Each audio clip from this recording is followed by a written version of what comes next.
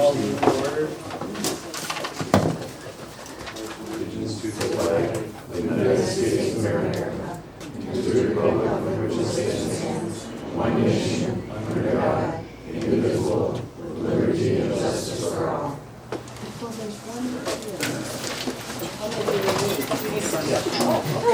Probably two or three, just take that a couple more. Is there a motion to adopt?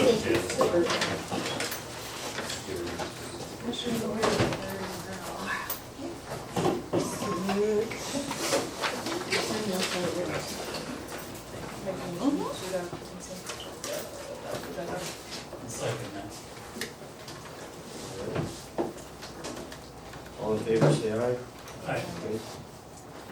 Is there a motion to approve the consent agenda? I'll make a motion to approve the consent agenda.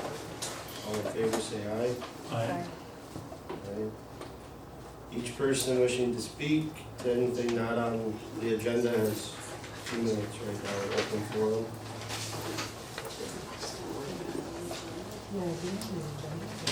They're over there, and if you haven't signed in, please also sign your name on the. Yeah.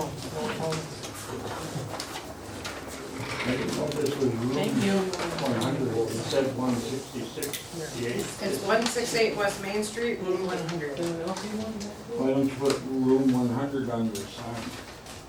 On what sign? On what sign? The door! Never mind.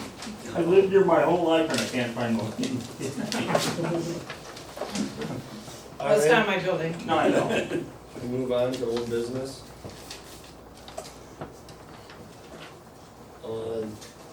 WHKS memo from city engineer Tim, vendor edition. Everything has been approved from Tim Bershka. I talked with Nate Sherburne today, and the only thing he was asking if the council would consider is, he says in here that once we sign the plat and everything, that he will immediately go out and dig the trench for utilities to be brought to the back later on in life. But he was wondering if that could wait until the first basement is dug, so he can have the equipment all there at one time versus coming back. Why all the excavator, but I mean, That's well, it's Right. done, it's done before the second basement. Yeah. Okay. He just said that when the basement's dug, that's when he will do it at the same time versus bring it all there now, come back. Come back later. Any timeline on that? Huh? Timeline on that? I do know there's a house that we're gonna work with people to build next spring. So I would assume when that first basement goes in from probably those people at the same time. Next spring, so. Will the road be done before they build? No. Oh, that's what part of the variances are for, because by default, that was just an easement going through for snowplow to go Right, around. And, that's what all the variances are for that he's applying for, because by default, the city actually took that easement and made it into our own street. And so technically, the city only has to maintain that street the way they always have it. Usually the developer is the one who has to finish the street, curb and gutter, but in this situation, he doesn't own the street. So it's on the city. So he's come here before and asked for permission, can that be done at a later date so we can get these lots sold and get more housing in town, and the council's approved. So at this time, you're gonna have a plan for a street? No, Okay. it will be continue to be maintained and as it has, probably a little bit better, knowing that people are gonna be building back there, with grading and rock and stuff, but no street will be going in. It's not even on our radar currently at the moment. I have one question for you. Yes, A number of years ago, Dr. Bender had put a water route down towards, I own the farm on the east side of the city. okay, And he put a water drain on the furthest east lot, and you're draining streets from way up the street into my farm, which has caused an extreme amount of loss of land. I've spoken to the Soil Conservation Service, and they're hopefully coming out to give me some more recommendations, but on those lots, what is the plan? If you're not gonna have a street, what are these people going to do? Our city engineers already Because looked, you, when, simply put, you didn't have any street there, and all you did was turn your water going the other way, whereas the whole, since 1872, there was a fence between that farm and Spangrim Berger, who was an early settler here. I'm the 4th generation, and that fence line remains in the same spot. Brian, he's familiar, he grubbed out the trees, right, and I Yeah. guess my only question is, does the city have a policy about fence lines and where, how close you have to be to the property? As far as I know, the county does it, and I'm township. you just asked me like 17 questions I'm there. sorry, I kinda, So, I run. I know, so as far as fence lines, we do have ordinances for fence lines. But I don't think his would apply. 'Cause That's he why- would be, if it's on the property line, Oh, he no, could say his was in the township, so there absolutely. is Yeah, no. Oh, you're that's what I'm talking saying. about the neighbor property. no, I'm not referring to whoever you got fences in town, no. No, we're talking about, You're if he talking, wanted to put his fence back up, like, if he wanted to fence off his property for livestock, Yeah, he would be able to put his fence You right can back. because Right on you're the property line agricultural, because it's a right? district in East Township. Yeah, so the property becomes- line is the line, so we wouldn't have any say over No. building a fence Yeah, that's- on. that's Township what line my right there. main question was. and also because you, are not annexed into the city. So you're agricultural, you're not annexed into the Right. city, so you do you. Well, no, I Yeah, just. we well, can't Brian tell you what to do. understands exactly what it Yeah, is. no, we Right. can't, Yeah, you can put his fence right back on the property. yeah, Yeah. because that's the line of, That's line fence. yeah. Okay, Yeah, thank you. yeah. Any other questions? No, I'm gonna go now. As far, you did have a question though, I'll sign in for your little book. no, though. you did have a question about the runoff, and I just wanted to explain to you about that just a little bit. No, you go ahead. You can Our do it. city engineer has looked at that, and he's kind of determined that everything, the way it is okay as is. If they ever do any more out there, then there's gonna have to probably be something done if they put more housing out there, but right now, like, he thought at one point we need another retention pond at some point, but then after they looked everything over again, they said that wasn't necessary. Well, we'll see, because whoever builds on that neighboring lot, I think those 2 lots, there's 3 lots that have been sold already, and I have no idea which direction their houses are gonna go, Right, and we don't either, they haven't brought their plans to me yet, so I so, don't, have no idea. yeah, so, and I know that one lot that you're talking about, we've already made comments that we're gonna keep an eye on that because of the drainage over in that corner. So Wow. that's kind of on our, See, the question would be, like, if you put a street there, if you have a little turn that goes there, the drainage wouldn't exist anymore. Well, it would, we would, I think we'd use it, we'd keep the drainage the same, I think is what Tim was saying. Like, I don't think it's going to, we wouldn't, the drainage would stay split like how it is. I don't think it would be in the plan to change it or redirection it, Oh, so. when I look at that, I look at the lot and where the dimensions of that lot go. If you had a house facing west, you'd have to dig that drain lot out. Right. I mean, you wouldn't have a lot of room, you know, I mean, and we haven't even got that far yet, so when they bring their building plans to us, I will share that with our city engineer, who and knows your all this city stuff. engineer and let's not go into that, that's Yeah. irrelevant. Right, so, but that's who I rely on for my information, Well, cause, yeah, I don't, yeah. I rely on the township. Okay. Any other questions? No. Okay. Thank you. Does anybody else have any questions pertaining to that? Thank you. I may sit and watch them, That's fine. because I've never been, I live in the city. Yeah, you have every right to do that. All right, Okay. do I have a motion, is there a motion to close the regular meeting? Make a motion to close the regular meeting of the public hearing. Second. All in favor? Aye. Aye. Aye. Alright, is there a motion to open a public hearing for variance application for Fifth Bender Edition? Do I have a motion?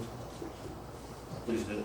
No, No, there's two close. different things. We have to, You did two things at once. Oh, then I make a motion to open. public Yeah. hearing. or, do I have a second? Alright, public hearing. Take it out. Which one is, I didn't hear what was. Recorded. Okay. Public hearing variance application 19172 Mink Drive requiring variance from plat procedure of Bender Fifth Edition. Public invited, allowed to speak and ask questions about proposed variance request for Bender Fifth Edition plat. Is there anybody here? The list is quite long, and basically what it is because the developer is supposed to finish the street, and he's not in this instance because the street has been determined the city's. So he's not gonna spend the money to finish the street that's not his. And so because of that, he has to file for variances going away from our ordinance, because he's not finishing the street. And I have a list of all the things that go with that if anybody wants to see it. But that's what the variance he's requesting, is just basically saying, I'm not doing the street. Yeah, but the street is his property, isn't it? No, the city has inherited it. It was an easement at one time, but because we maintained it, we plowed it, we put gravel on it, we bladed it, by default, we didn't realize we were doing that, but it ended up being our street now. Like, we created our own street by maintaining We it. created our own right of way. Yeah, But it doesn't have a street name. because we just found this out while we were working through this. So, yeah, eventually it's gonna have a But if street. it was an easement, that's what it was. It was an easement, it used to be Nate You Sherburne's can't- property. you can, whatever, if he's requesting a street, whatever. Well, You yeah, can do that, but I don't know what his variance is saying for. well, anytime a development is done, anytime a plat is done, the developer, according to ordinance, has to finish the street, curb and gutter before anybody can even build a house. And right now, he's like, I'm not doing the street because it's not my problem, which is something we've never ran into before here at the city. So I've got a question. Yeah, When he decided all this, it was still an easement, kinda? And now Well, it's become no. a street, so ain't that gonna affect all the setbacks for all them houses that are there? No, because it's a street now? no, we have the setbacks in the plat that we're approving here possibly next. It's already in there, so if a street were to ever be put in someday, it's already part of the plat that they created. 66 feet wide. And that's a normal width of the street. So he, basically, all the variances he is asking for is pieces that the city's gonna have to one day finish. Okay, so when the road is built Mm-hmm. in the future, possibly, who pays for it? We have not got that far yet, but we did look into assessing the property owners. And right now, it'd be 55%. It would have to go to the property owners, and that is why we decided not to finish the street right now, because I think that's unfeasible to put that on property. Totally think that's unfeasible. The problem is, it's just gonna cost more later. Well, you are right on that. You're right on that. We're trying to rope it in with other street projects that we have. But this is so new, these guys decided to go ahead with it, and we can figure out that portion later. I know, like, we've talked, we have to do the EDA lots, stuff like that also need to be paid too. And this is just one portion, so we're hoping that someday we can take out a bond and put a bunch of projects in together. We just don't have a timeline for it yet. But when you build a house and have houses there, Mm-hmm. and then there's, you gotta calculate all the drainage and all that ahead of time. Right, And it's pretty hard to do that if you don't know what houses are there. right. So it could be a big mess down the road. Yep, and that's gonna be stuff that when they bring our And you guys plans. better be on the ball now, because you're gonna have a mess later, and you guys probably won't be part of this anymore. Well, this mess started before any of us got here. You know, this mess was here before we got here. Because it was, that alley or the easement was there before any of us were, for how many years the city maintained it. I'm trying to think of the fancy word. Yeah.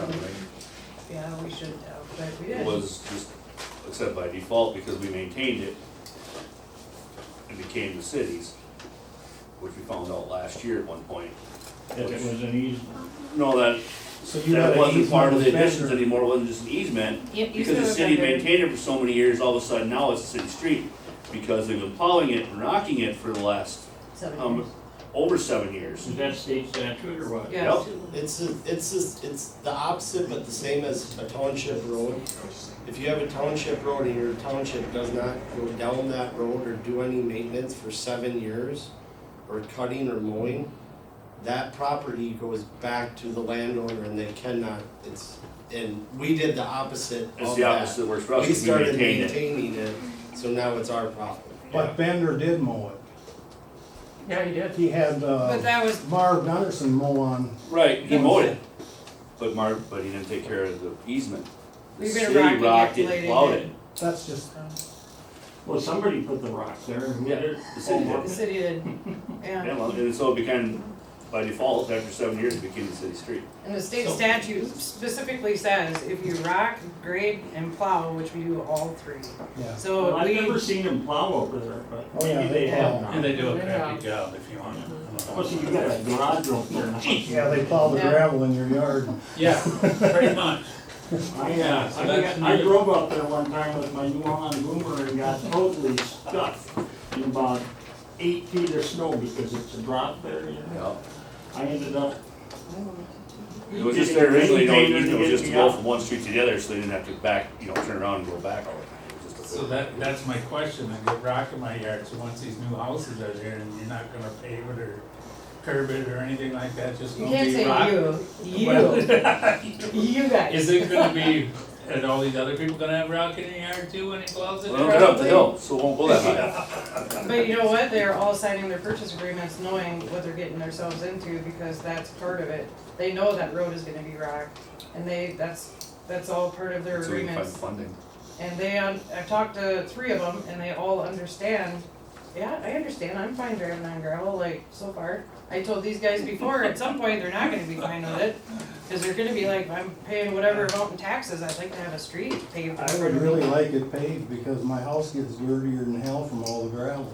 Right, and I And will I'm say. paying a lot of taxes. Right, lots of taxes. Lots of taxes Well- I'm paying, and I got dirt all over my house. he wants it paved. Yeah, I do want it. Well, and you gotta remember, like I said, we just found out that this is our street now, as we're going through this, so now it's going through the So you process. just found out with the process that you're Yeah, creating with this, what do you call it, it's, the hearing I'm here for, yeah. the variances, accepting the variances, so this is sort of some short notice for a lot of people. No, this has been, well, I for got this you, letter. for us, we've been working on this for well over 2 years. This process, so I would say within the last 2 years is where we started finding this out, where we realized, hey, this is not Nate Sherburne's problem. This is actually our problem as a city that we didn't know was ours.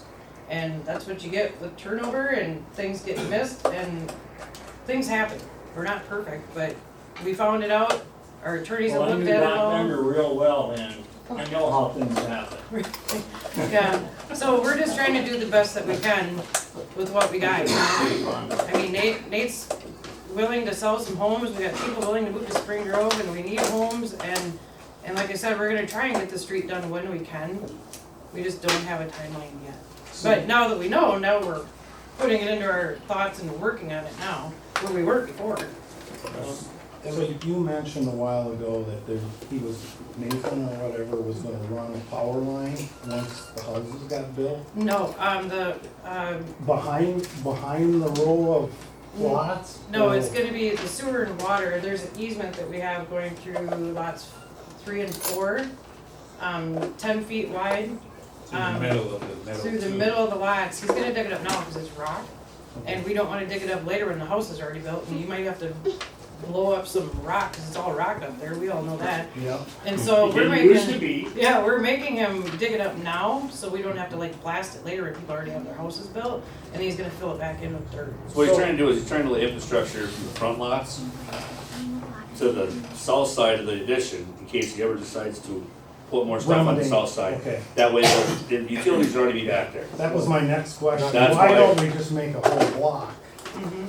And then you'd have more places to build houses. We recommended that to Nate, Well, and, either way, he's gonna have it so you can that wasn't what he wanted to do, and it's his property. cap it. I mean, we tried going that route, But now it's gonna be all residential, correct? The Yes, six, Well, the he's offering- 15.9 He's acres. offering 6 lots, isn't he? 6 lots would be residential, not the whole, Oh, not the the whole. back part is Oh, still the gonna way be that thing ag. read, it sounded like it was the whole 15. Nope, just what's No, no, being no, platted. 6 I think there's a lots. fence back there right now, isn't there, kind of Yeah. dividing everything? Yeah, he put The fences fence got up. moved back Yeah, and then he so. put The fences. only So- part that's going to be residential is what, if they approve the plat a little bit, just where those lots are gonna be, the back part's still gonna be agricultural, and he still is gonna have his horses and. But you're putting that stuff back. infrastructure back there in case you wanna build later. Well, at that point, then, them 6 houses there will be no access from them 2 streets.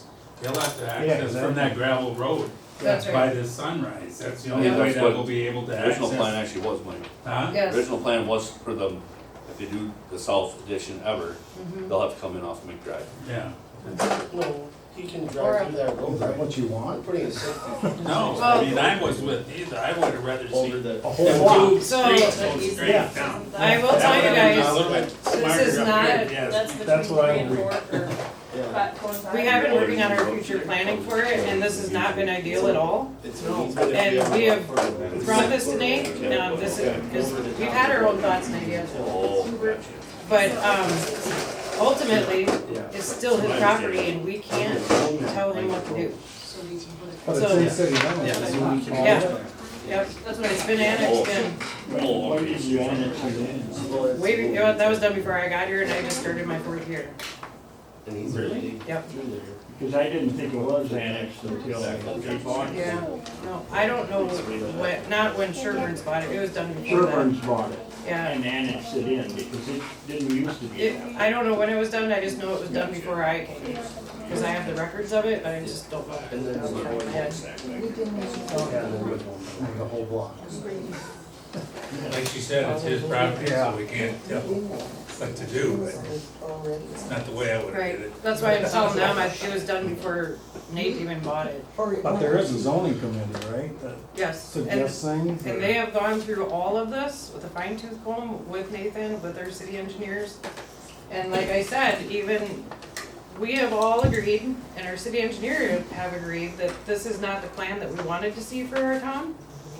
But again, that's, we couldn't change his mind on That's it. your perspective at this point. Right, Right. so, it's his property, you know, he can do what he wants with it. We were trying to guide him to do it the way that we thought would be better, but, I have a question on your easement. Can you discontinue your easement? no, Why not? why would we? We're not going to, because we got, Well, you're this- having a hearing right now on this thing. on No. we were the ones that required the easement. We are the ones that made Nate put the easements in. You think you're talking the so-called new street, you mean? I'm talking, well, I know, well, I haven't talked to Nate, I talked to Kim, and he told me they had no plans of putting in a street. That's what he told me when he was fencing. You see where the fence is over there? He's put his fence right where, well, it's 2 feet to his side. Yeah, but I- and the conversation on that was, and I had told Nate this, I said, I know you don't want to right now sell those lots, Right, but what if your kids don't care about horses and they wanna live in Texas and sell that property? So then we can maybe move forward back that way, so that's why we're putting the easement in right now. Yep, We got somebody else. We also, I mean, Kim and I on our property, we have 6 lots right there too, yeah, right behind our barn there that, you know, but I think our kids would like to keep their home, yeah, our home for themselves and their yeah, children. no, and that's, right now, that's the plan, but Yeah. we're putting this Maybe just somewhere in down the case, road. you know. Your property is a perfect example. The city went ahead and prepaid and put a lot of infrastructure in their field behind their house. If you look back there, there's already fire hydrants back there. There is. Because Bender wanted my street that we live on to continue all the way down, have a bunch of houses. Well, he died. And then somebody else comes in and buys it and has a different idea. So it's a perfect example of how, like, that's why we're telling Nate, like, we're putting these easements in and doing this now, preparing for the future, because Right. you might be gone someday and it might change. So, We don't wanna bury the pipe right now, cause it might take 50 years and it's gotta be redone, cause it's not up to code in Oh, 50 for the years, road, yeah. so. right, yeah. so in essence, you're not accepting the road then either. Well, we're taking Is that what your responsibility. railroad said? Well, so we are taking responsibility to someday finish the road, but since we just found out about it, and we have so many other projects in town that are graded at a higher level than this, our attorney said that we just have to keep maintaining it the way we have been. We don't have to go ahead and put all this money into finishing it now, but we've already all discussed that we're going to someday, hopefully tie it into another project when we do another street in town. But like right now, we're in the middle of working on our budget and working through a lot of this stuff. But we have so many projects that we're behind on that we just don't know when that one's gonna fit in at the So right in other time. words, you're saying you don't wanna, you're not gonna do the road either. In my estimation, this is your Oh, no. estimation said. If he's on our council, that road's gonna get Well, I done. know he's on the council, but he's one. Trying like hell. No, yeah, we have a lot, you're not in my office every day, but I guarantee you, I have conversations all the time, like with Jamie, our EDA. We're constantly, they've been applying for grants that we've been trying to get that road done, so we're not giving up on it. I mean, we are Good, constantly. you know, We're put looking- your road in, I'm not Yeah, objecting to no, your road. No, we're looking for ways, EDA, and CETA, they've applied, and sometimes they're so picky, like you have to have this percentage of that, and then we don't qualify. So we're looking at every avenue that we can, because we wanna get it done, because we don't want people complaining to us either.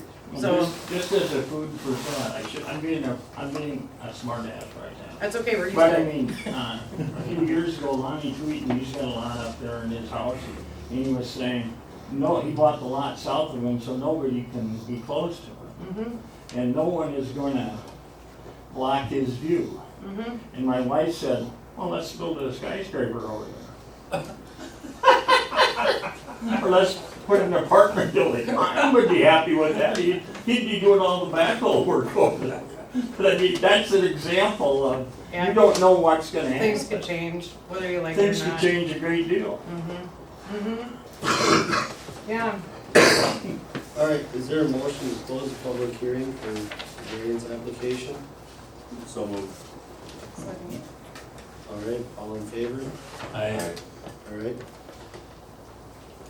Is there a motion to approve resolution 2530, finding the facts, variance approval for vendor's fifth additional plot? Make a motion to approve resolution 2530. Is there a first or second? hold on. You guys need to discuss it, Yeah, and then you get your second, and then you yeah, finish you it. just, oh, yeah. You need to discuss it You want me to discuss first, more? if you want to. If you need to. Council discussion on action, resolution 2530, finding of facts, approval for vendor's fifth edition, additional.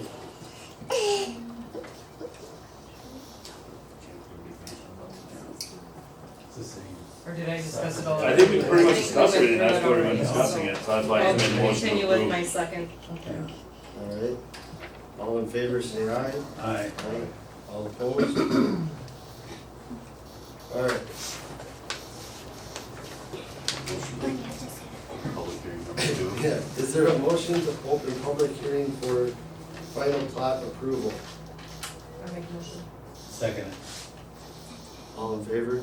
I, Alright, final part, plot approval, 19172 Main Drive, requiring council to approve vendor's fifth additional plot. I would like to add on here, you guys don't have it on your paperwork, but initially, we talked to Nate about putting the easement between lots 4 and 5, and we moved it back according to our city engineer, just in our, planning guy, Andy Lutchins. We moved it back between lots 3 and 3 4. and 4. And I don't think it's in your updated packet, because my computer hasn't been working this week. I think it is. So no, it's here. Yeah, It's the middle of the two middle ones. yeah.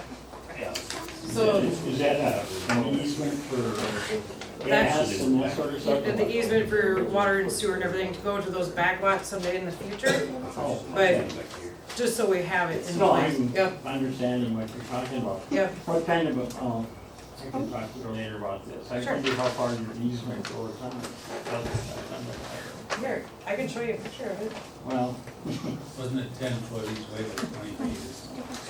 It's 66. you got a natural gas line down there, and 66 you for got the, some telephone lines down there.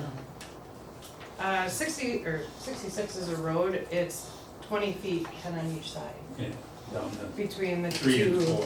homes. No, I'm not. Here's the end of the road. No, this- I'm just referring to this. Nope, No, he's on the side, he's- no, cause that's your property, we're not touching your property. Well, I know, but I'm Yep. saying, that's what I wanted to make sure there isn't anybody that's put an easement. I stopped some easements there many Nope. years ago. No easements on your property at all, you got my word on that. But I want to make sure it hasn't been changed, Yeah. I didn't know about. No, we would have contacted you, no, nothing on that. Answer some questions about proposed final plot for Bender's 5th edition. Council, public hearing. Is there a motion to close public hearing for I'll final? make a motion to close this public hearing. I'll second it. Alright, all in favor? Aye. Aye. All opposed? Is there a motion to approve resolution 2531, final plot approval for Bender's 5th edition? Is there a motion? Alright, council can discuss. I'll second Jan. Alright, no discussion? Well, Alright, we had a discussion now, but it's one. yeah. I didn't want it to die because we had a second. I want to make sure we got there. Alright, any discussion? All in favor? Aye. All opposed? Is there a motion to open public hearing for zoning Bender's 5th edition from agriculture to residential? So moved. All in favor? Aye. Rezoning from agriculture to residential in the Bender's 5th edition, 19172 Mink Drive. Public invite, allowed to speak and ask questions about proposed zoning request.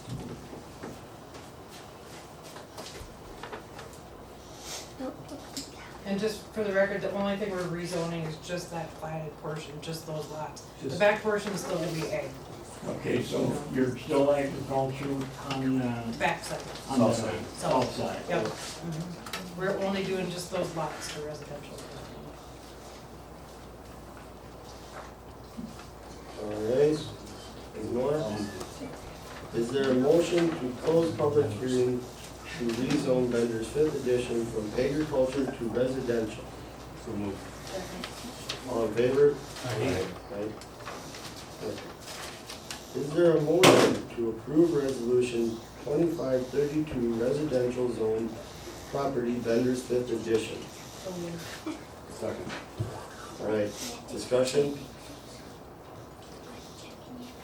All in favor? Aye. Aye. Alright. Now we have to reopen, I'll make a motion to reopen. is there a motion to reopen council meeting? I'll make a motion. Second. Alright, all in favor, say aye. Aye. Alright, new business. Houston County Sheriff's Office contract budget. Good evening, everybody. We gave a new budget, a little bit, get a little bit closer for you guys, crunching numbers. We did have, like, our insurance went down. We had it actually at a 20% increase. We found out it's more like an 8.5% increase that helped the budget out. So realistically from 25 to 26, the deputy's contract negotiations got finalized, so that's by the increase because they'd be getting new wage and benefits and everything else. So realistically, what we actually spent for 25 or projected till 26 budget isn't much, like 2%. And then the further other years, they're 5% increases roughly.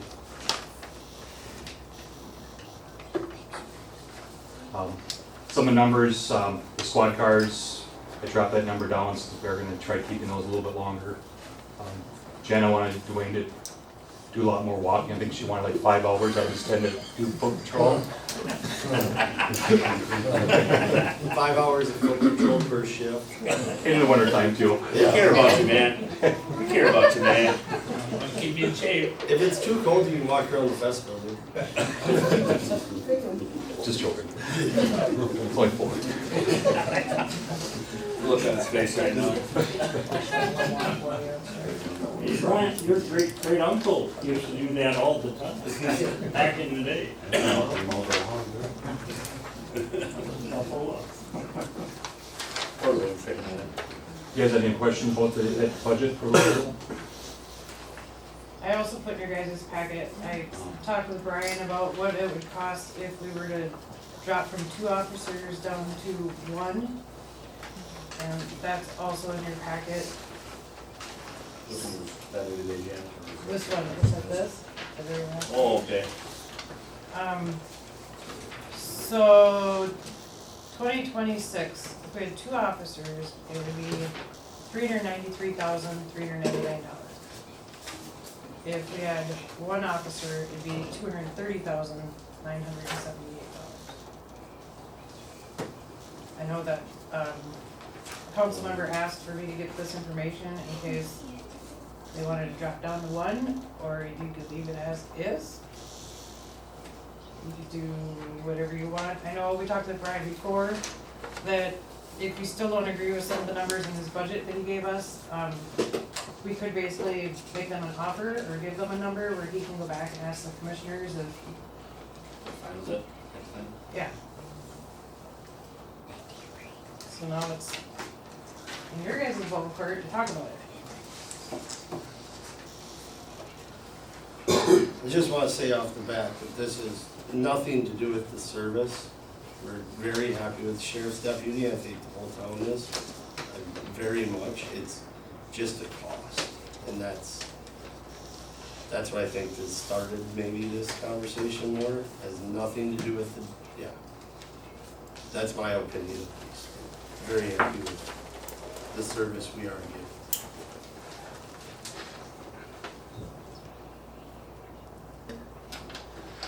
Do you have any idea what coverage would look like with 1 deputy? Just 1 deputy, they have a union contract, so basically you'd be taking, be doing 10-hour shifts, so you wouldn't be getting every weekend, you'd be getting every other weekend. Yeah. And basically be, every other weekend, then 10-hour shifts, so you're looking at this 7 days every 2 weeks then. And would they just be kind of random throughout the days other than the weekends, or? We give you a schedule Okay. on it, but it'd be basically the same schedule, just minus 1 person. Yeah.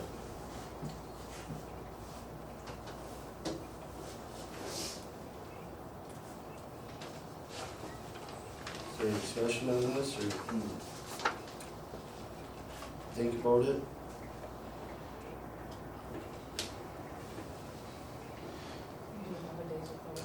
Mhm.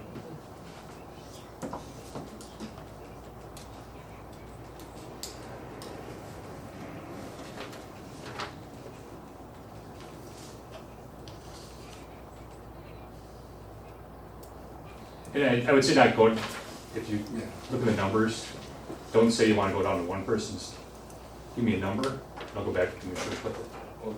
That'd be probably better.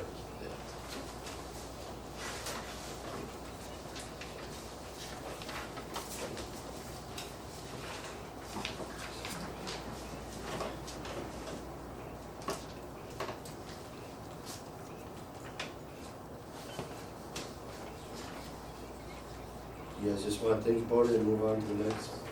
Yeah. So I'm assuming you guys have the same budget, timeline as the county, so you don't have to give Yeah. one budget till October 1st, right? Yeah, so we September can't- 30th, Yeah, end of Yes. September, yeah, it's a preliminary, December is the line. yeah, yeah, because we just started our budget process right now. Yeah, so we table it until we discuss. Well, we got Well, that meeting next week. you have too. to discuss it in public because it's a contract that we have with a company that we hired. So you can't be like in a closed Yeah. meeting. That's why we waited till tonight where you guys could discuss it, because it has to be in an open forum. I think maybe table it and just, it's time. So we just gotta make sure we address it by next meeting. Yeah, I'm more welcome to come back over next meeting, so. I think we do have a workshop next week where we can kinda talk about it and then bring it back to this. We'll have more numbers for that too. The rest of our budget.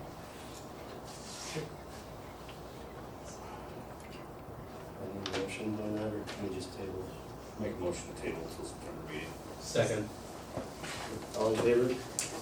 Aye. Alright, moving on to animal control. Contract. Thank Yeah, yep, thanks. We worked it into our budget to give, I just sold him a little bit more money in his contract, 4,500 a year. And it just needs to be approved if you guys agree with that. Make a motion to approve this contract. Second. Any discussion? All in favor, say aye. Alright, moving on to Spring Grove Chamber of Commerce request to close one block on Maple Drive from Main Street to the corner by Veterans Memorial. I make a motion to. Second. On October 4th. And also in front of the Trinity Lutheran Church too, both. Both streets? Yeah. Okay. Oh, okay. Yep. The whole block then shut down, So is okay. Mike and who? Three. Eric? Alright, all in favor? Aye. Alright, that passes. Fire. Moving on to the levy firefighter fund grant. I applied for the Liberty firefighter grant, for 20 new pagers, and just waiting to hear back for the fire department. Alright, winter use of the Fest Building pickleball daycare days, indoor walking January 5th through March 35th, 7 AM until noon. I make a motion to approve that. What is the daycare days? Is Um, that new? It is new, we're gonna allow, if daycares want to, they can go up there on, we're hoping for Wednesday mornings on the east side, because it's not being rented during that time, for the kids who did go up and run around and blow off some steam, but no balls. So they don't break anything, but, we just thought we'd open it up, let the daycares know that they can go up there and. Let kids run around, It's great. Yeah. All in favor? Aye. All opposed? Daycare center updates. We're about done with that study here in the next few weeks. And I was wondering, when we let that study out, do we wanna, not so much like a public hearing, but just open to the public and let them see the numbers as we see them and put it out there. So then a special council meeting type of thing then? or- Yeah, like no decisions made, just, to not even, just put all the information out to the public, you know. And either Jamie or Jeff will actually go through it and explain all the numbers and how it can make money and the effects that it has on the local economy. So, I think we definitely need to discuss it more after that or whatever. yeah, like, Like, come back with anyway. Yeah, so we know where we're, like you say, I'd like to see if, you said they can make money on it, and I'd like to see the numbers. yeah.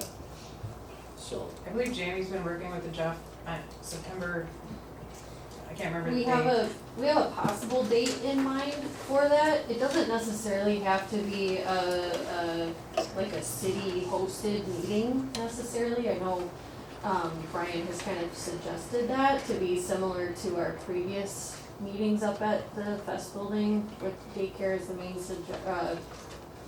main topic. Regardless of whether the city kind of hosts the meeting and posts it as a public council meeting date, whatever, regardless of that, we will still have a meeting with community stakeholders who have been part of this process with the business of childcare. We will still be presenting the findings of this study, this workshop, to a number of people. So, you know, if you wanna go the route that the mayor is suggesting, we can definitely do that. Otherwise, we will still, like I said, be presenting these in a group setting to discuss options. And we already have some really great preliminary findings of this study, and I can share some of that now if needed, just so you have an idea of what you're looking at, for this discussion next month. Or we can just, you know, hold off, but because this is a preliminary budget meeting, that's why I, you know, I'm kind of throwing it out there as a discussion point. I definitely wanna know more about this, and so my question is, if they want the city to own this thing, so then what if the state says this and the state says that about this? Now that the city owns it, runs it, or whatever, is that gonna become a thing now then, being as how we own it, it's gonna constantly come up on the agenda budget, well, this needs this, well, we have to do it because it's a city. I mean, it's gonna throw other stuff right out of the deal then, well, we gotta do this because we now own it and we don't run it. And it's gonna constantly come up because we're running it versus a private deal. We're not really looking at the city running it, that, it would be like leased to like a private person. We would own the building. But that would fall back on us, the city, to Lease. whatever it Anytime takes, needs supply it, updates or whatever it anything like that, needs, it's gonna be us, you know? yeah. And then that's constantly gonna come up on here, well, we gotta do this, cause this is what the state wants, we gotta do this. It needs new benches, the room needs to be painted, blah, blah, blah, whatever the case may be. It's always gonna be on the city to take care of this. There's some of those state requirements as far as what the daycare center would have to follow through with, would be on them. Some of those requirements would be on the actual business to take care of. But as far as building maintenance, yes, there might be some things that would come up, you know, here and there. I'm trying to remain neutral on all of this and just offer, my just what I've seen work in other communities and what sort of plans are available for grant funding for this type of project too.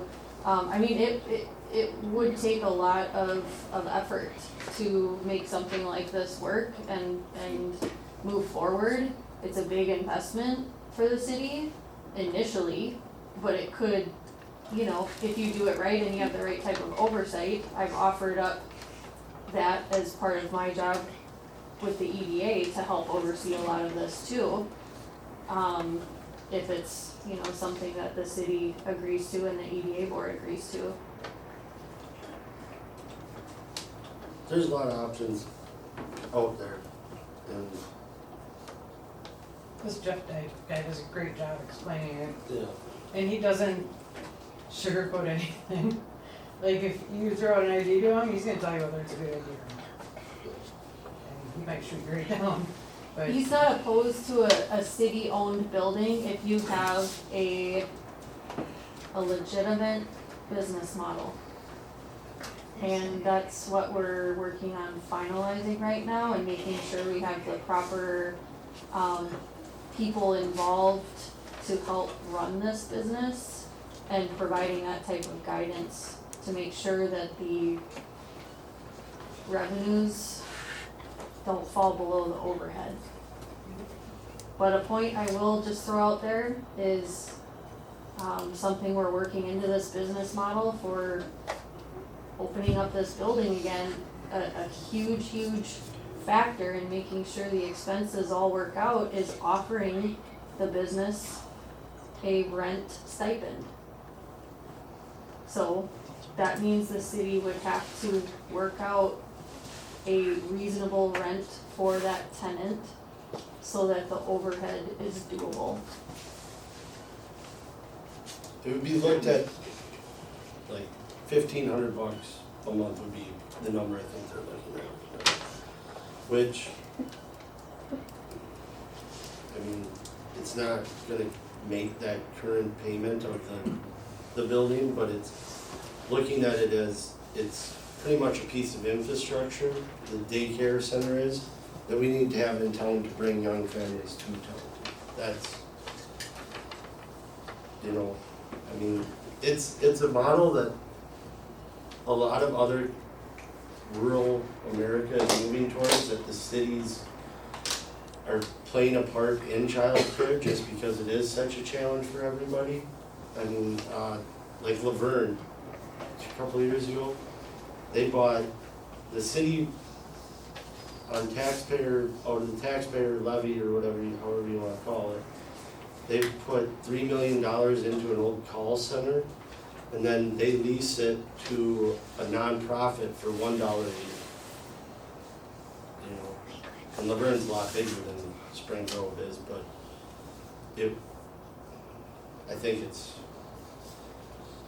I think if we pass on, if we don't look at this opportunity now, and in 10 years, it's how every city does it, it's gonna cost us a lot more than the $550 they're asking. This economic development portion of it, that's, Yeah. people aren't realizing how it affects people not being able to go to work. And it's not just daycare, it's families that need to get back to work. So when we and- have this discussion, can we also get Mike to on both of them?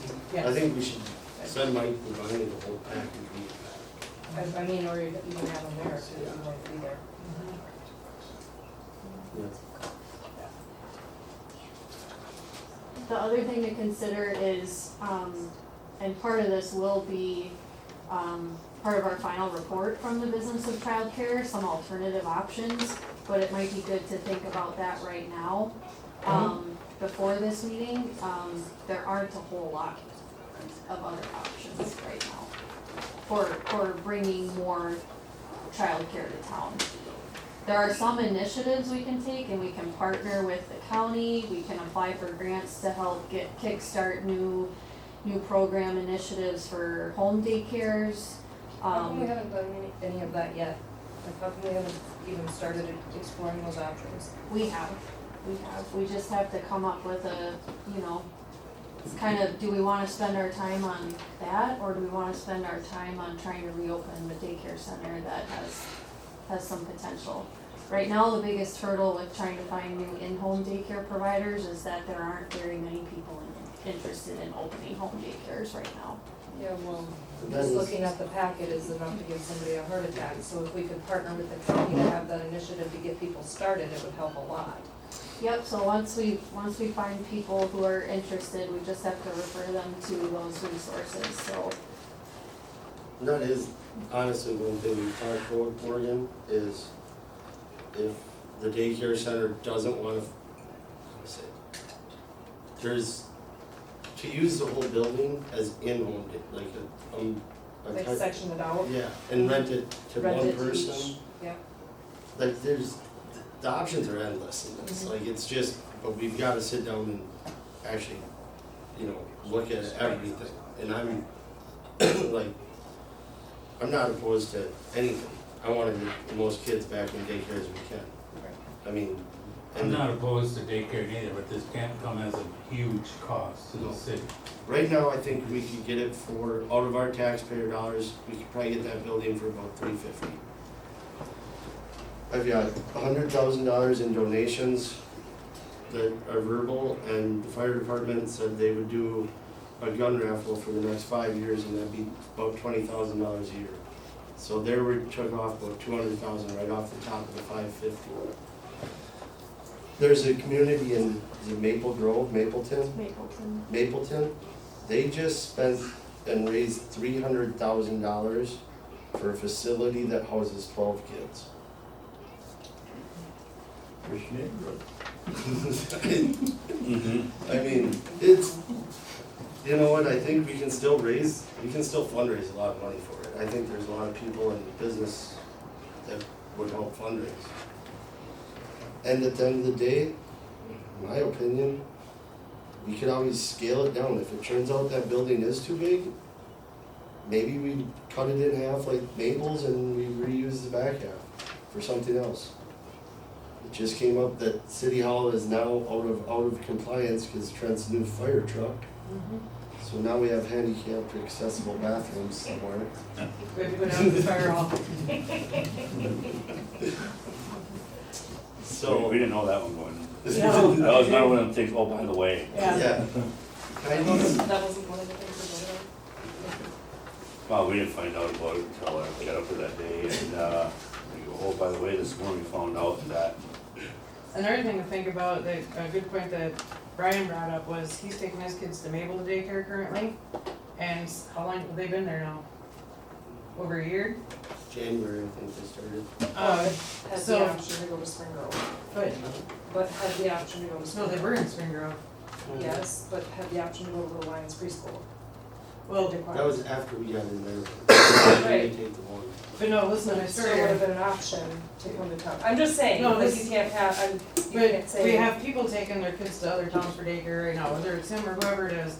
But now he's running into the fact of his little boys wanna play t-ball.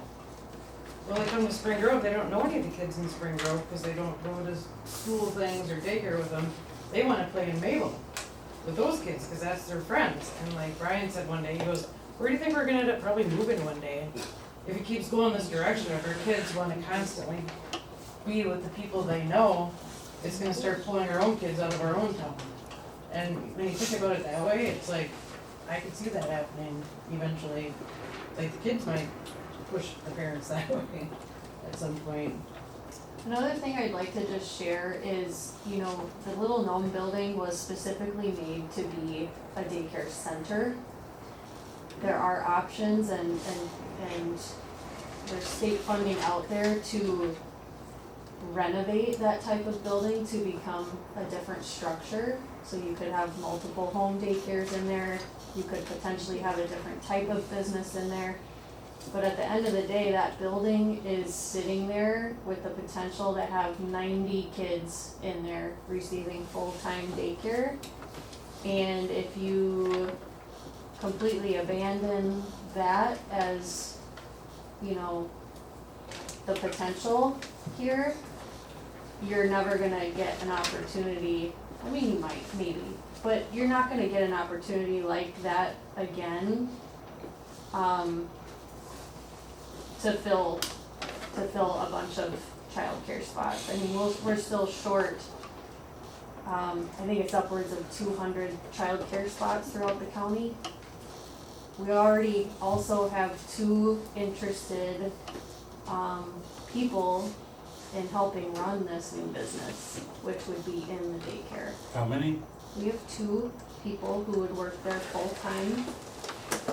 So we've already identified something that could have been another, you know, really time suck with this, and these people are hoping to get in that building and kind of get a plan going and get it moving along. I also don't know how long the bank will hold on to this for the city. They're basically holding on to it right now for the city. They have not put it on the market. They have not advertised the space at all. They are wanting it to go back to being a daycare, but they're not moving on anything because they're waiting to see And if they want the us city. to pay what they're asking, is basically what they're doing. They're holding it over our heads. Doesn't get no simpler than that, you I know? think there's probably options there to negotiate, that's not my job though. But just some things to think about. Like I said, it's there, it's sitting there, it's a great location, I you like know. that idea about, you said you could get several in-home or something, so let's say you got 5 in-home people that run it, each got 15 kids. Boom, you have one out of the 5 gets the outside use of it from 9 to 10, the next one gets it from 10 to 11 outside use, that's split up 5 ways there, cost-wise, whatever the case may be. And these are all, that's all very much on the table. Like, the options are, there's a lot. Right. But we need to explore we need to, well, first, I think the numbers are the biggest thing. Seeing the Right, numbers I'm and- 100% Yeah. for it, don't get me wrong, I'm And 100% for it. and then we But need it's gotta to be where it ain't. seriously make a decision if we wanna consider it, and then we can really fine tune the plan. But the first question I have is, do we wanna have that a city meeting when we go through the numbers and let the public in and, Yep. you know, because the town should, you know, I think everybody should come, if you're for it or against it. I agree. I mean, that's my opinion, right? And I don't, I'm not so much gonna have a big, huge discussion with a bunch of people talking over each other, just give us the numbers, bounce a few ideas off, and then we can consider it with the community, see what the community says about it. That's my opinion. Do I have a motion to make that a meeting or set it Do up? we have a date for that? That's, She's working on it September, with Jeff. Tentative date. He's checking his schedule yet. I'll make a motion to do what you said. First, Mike. He said a lot, so you better narrow that down. Let them talk about it at a certain date. Okay. Certainly didn't make a public meeting. Yeah. all right? Any dis- Second that? I'll second it. any discussion? Morgan seconded it, sorry. Okay. Any discussion? All right, all in favor, say aye. Aye. All opposed? All right, C budget. No, back up. Oh,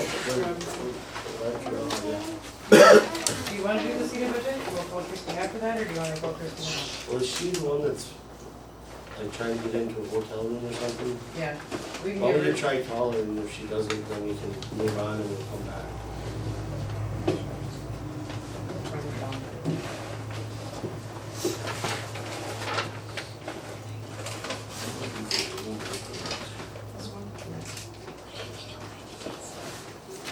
Yeah, it's gonna lock right.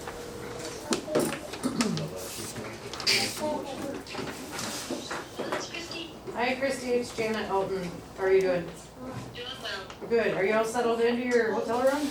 I am. Okay, perfect. Are you all ready? I am. Okay, I have our council here and I have you on speakerphone. So I'll let you take it away. All right. Good evening to everybody. Sorry I couldn't be there in person. I had another engagement in Washington, D.C. this week. So, calling from a hotel room, as you heard. Earlier this summer, Star Energy Services Group was asked to perform a cost service study and rate study for the city of Spring Grove. And hopefully in front of you, you have the executive summary that I'm gonna kind of walk through. I know it's a little tough when I'm presenting over the phone, so feel free to interrupt me if there's any questions. I'll also try to pause and just touch base, okay? Sounds good? Alrighty. So the last time the city did a rate study was back in about 2015. Started to do the previous one. Tom, Megan was the one who actually did it. He has since retired. I myself am also an engineer, and I've done a bunch of rate studies for different municipalities and electric co-ops over the year. And so I took a look at these rates this summer. I'm going to walk through the 3 recommendations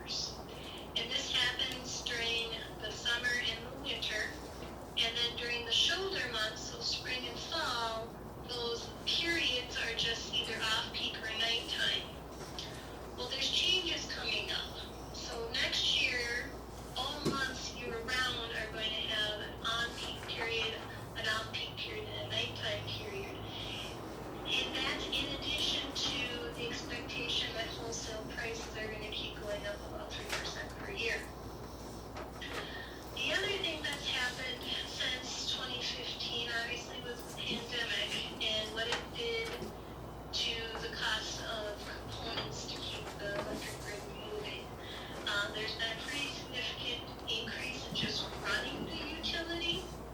And that's just basically because it's been 10 years since we looked at these numbers, but then also because as prices went way up high during the pandemic, they've leveled out now, but it still is very expensive to build. What we used to be able to build for about, I would say 75% of the cost 10 years ago. So with all that said and done, it is being proposed that over 2 different steps, the city look to increase their net revenue by about $209,000. Okay? One of the goals is the net income for the electric utility should be about $150,000 every year. That's what it was historically whenever we did one of these rate studies, and that's where we'd like to get today. Today, we're only forecasting about, well, somewhere between $6,000 and $10,000 of net income this year if we didn't start looking at changing rates. We're not going to propose jumping all the way to that $150,000 in net income in 1 year. We're actually going to propose rate increases over multiple years, which we're calling step 1 and step 2. The reason why we're doing this is that it gives consumers time to absorb those rate increases, and it also gives the city a little flexibility of when they want to implement the different steps. So step 1 we're envisioning would be implemented in 2025. Step 2 rate increase could happen in 2026, or if revenue looks pretty decent, it could be delayed into a future year. The other big, and I'll walk through the rates in a second, but the other big change that we're going to be proposing is eliminating seasonal rate. So today, most of the retail rates to the consumers of the city have energy being billed in a summer rate, which is June, July, and August, and then a non-summer rate, which should be the rest of the months during the year. And in the summer months, that energy is higher. If you happen to have that executive summary in front of you, look on the second page of the chart.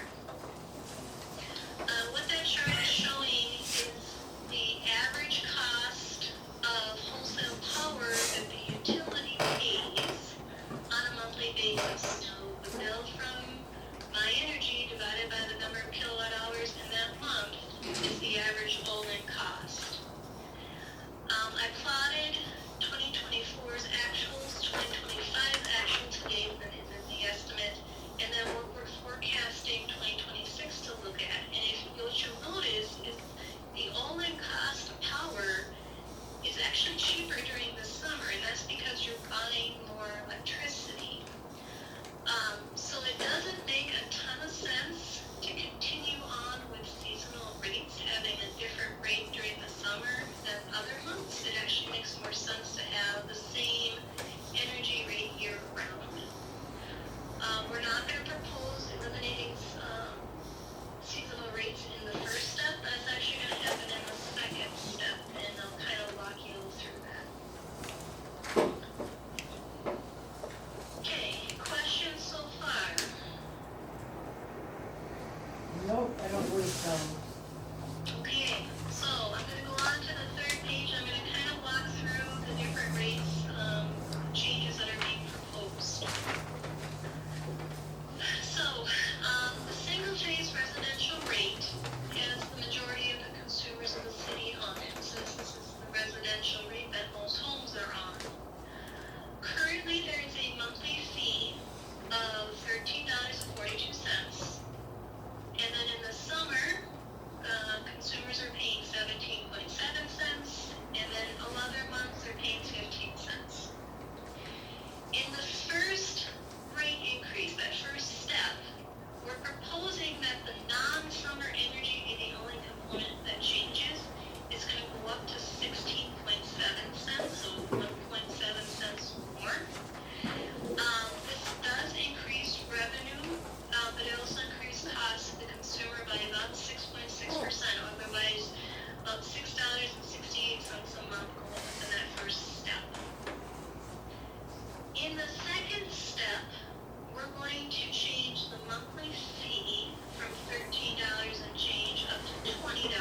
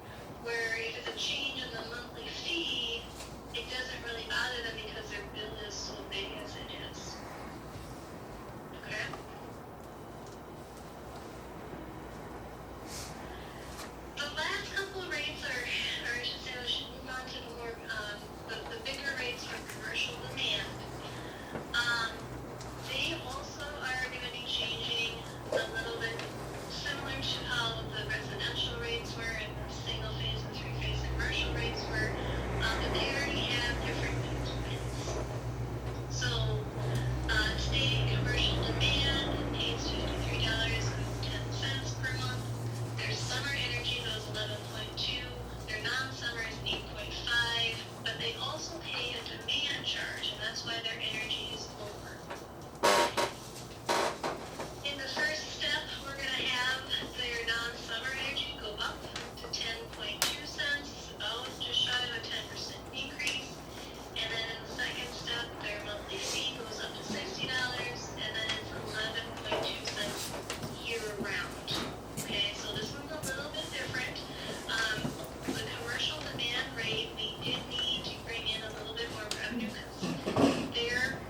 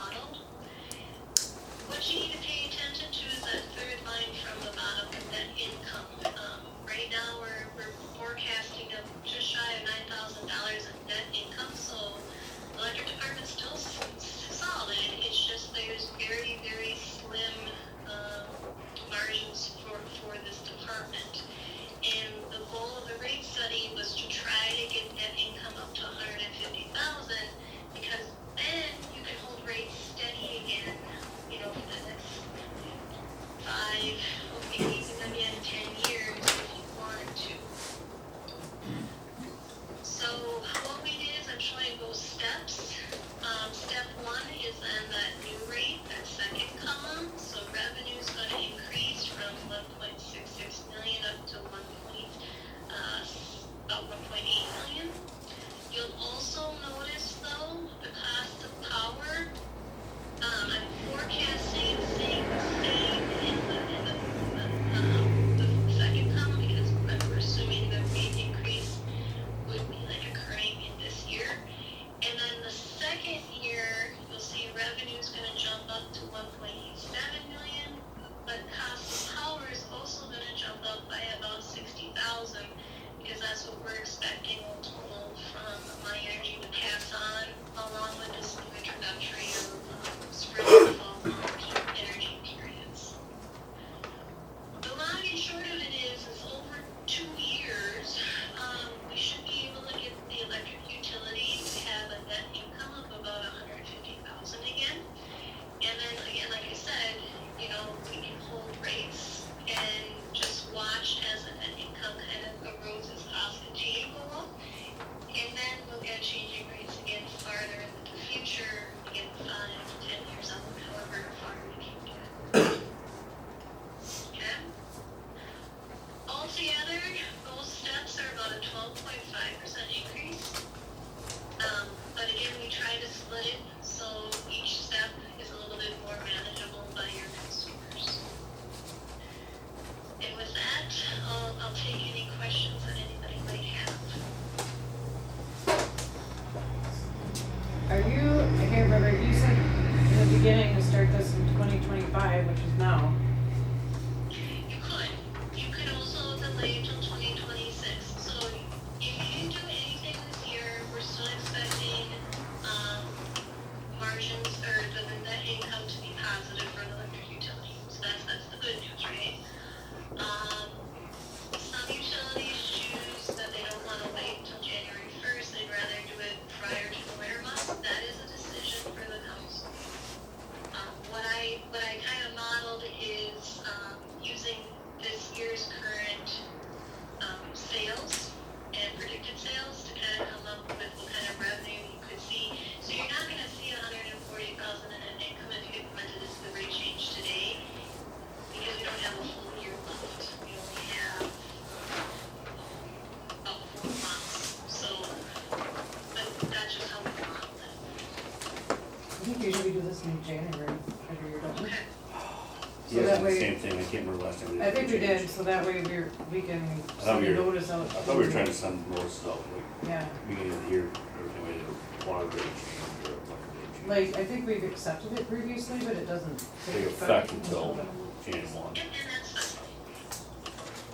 And then in the beginning, I wrote down, you said a 3% increase each year, but then later on, is it actually gonna be like 6.6?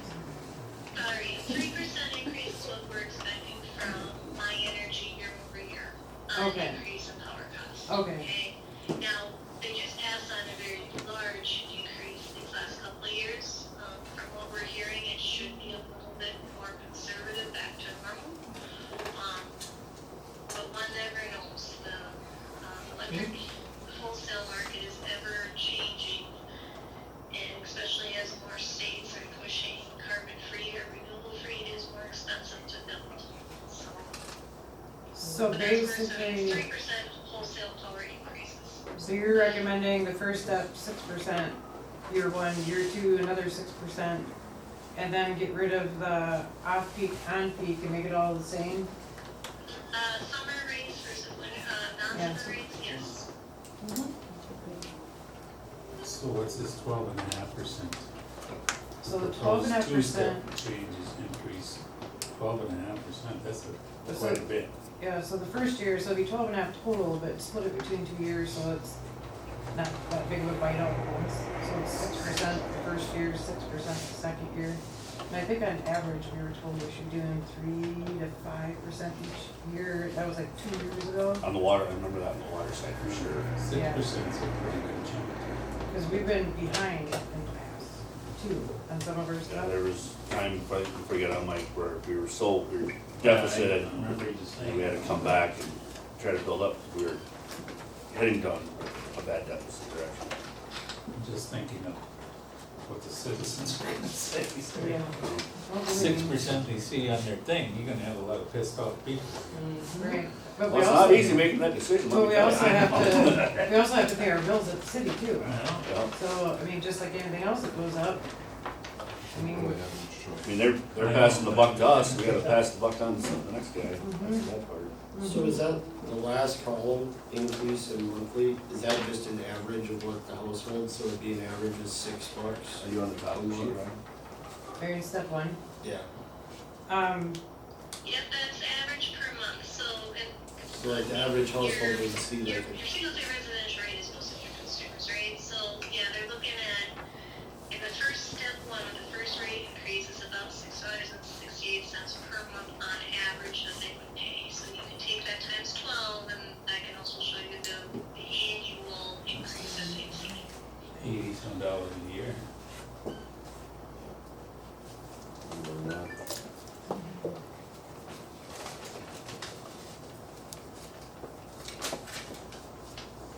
And there's a lot of people here listening, Christine, from the community, and they don't know, I know they probably haven't been following along what we're doing here, but, every so many years, you have to have a rate study done to make sure that you're staying up with what your city needs to keep up with, to keep running, and this is the study that we had done. So, they're not trying to sell us on anything, they're literally telling us what our city should be operating at in order to maintain.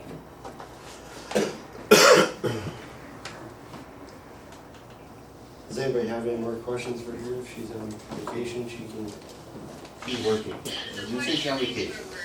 Oh. Say hello to Donald. Yeah, say hi to people over okay, so I just wanna make sure that when we hang up the phone here, that everybody understands kind of what you're recommending. 12% over the next 2 years, 6% per year, as like that step one that you're showing. I have an announcement to make after this to everybody, some of this is gonna be changing for the city too, so we gotta take that into consideration. And so if they were to make a motion or vote on anything, it'd basically be on the rate changes, and also What I the, would suggest you do is you're actually adopting a step one at this time. yep, And then this comes back to the council next year, and then you make a decision if you're also gonna adopt step two. okay. And then also to eliminate the seasonal rates, since they're kind of the same anyways by your graph. Correct, and that would be done with step two, for the most part. So that would be done the following year, okay.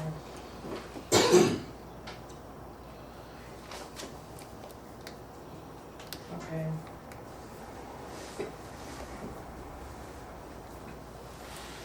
Okay, anybody else have any questions? Nope. Alright, I think we're good, you did a great job explaining it, Christine. Alright, well, feel free to follow up. Alright, you go take it easy in that hotel room now. Thank you. Thank you. Alright, thank you. Bye. Okay, does everybody kinda understand what she's saying? yep.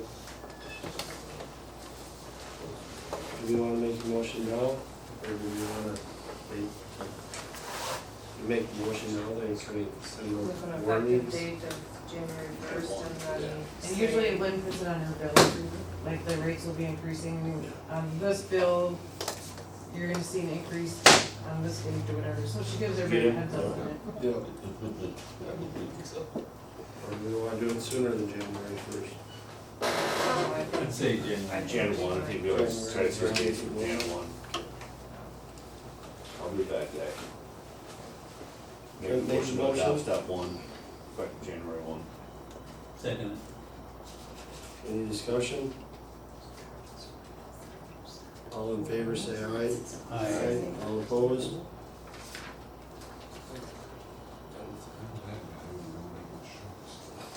No, they kind of tie your hands a little bit, especially when you sit down with Mike Devine and you start talking water rates.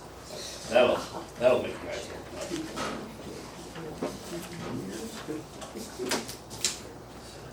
All right, moving.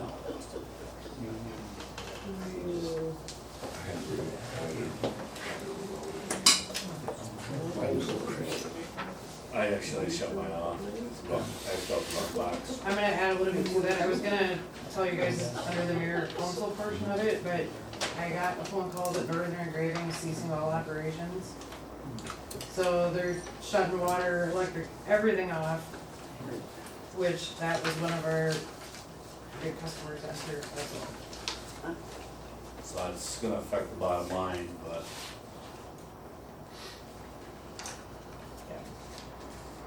let's just go year by year for a bit. Mhm. She doesn't have that on Yeah, they're on there. Yeah. But she doesn't have the average, like, seasonal, like, yeah, she didn't put the, like, for the household, she had what it average per household, she doesn't have. Well, no, I mean, there's $32. Yeah, that was what they were at, so.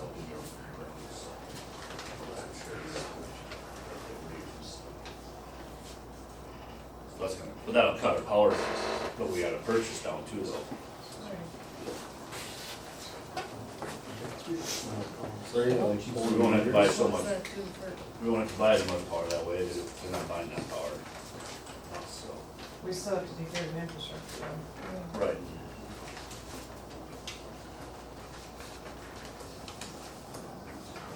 alright, moving on to see the budget.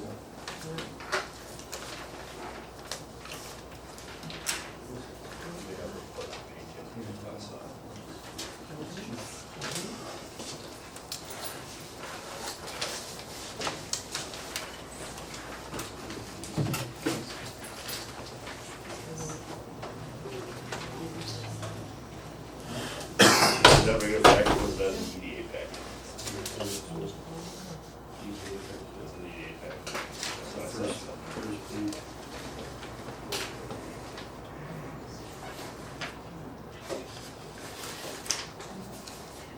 You all had a chance to read my email that I sent to you about from Laura Qualley?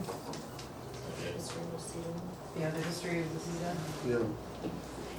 Page on there, got page 90, about 290. Yeah. I'm just gonna get Laura on the phone, in case you have any questions for her.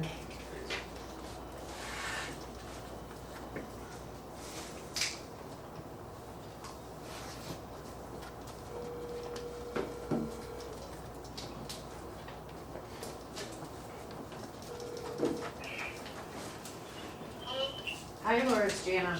How are you doing? Hello? Can you hear me?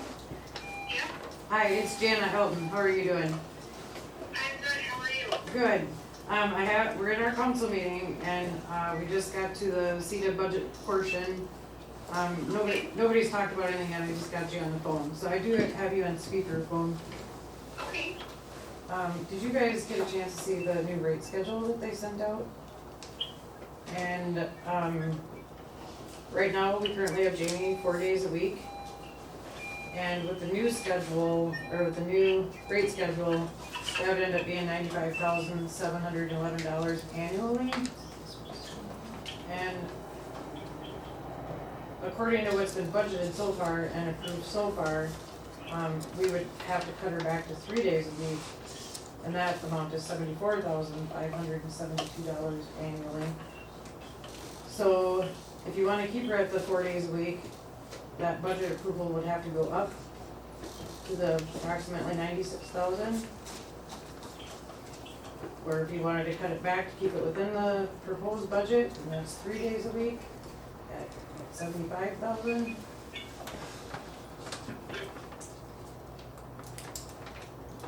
I will let you guys discuss.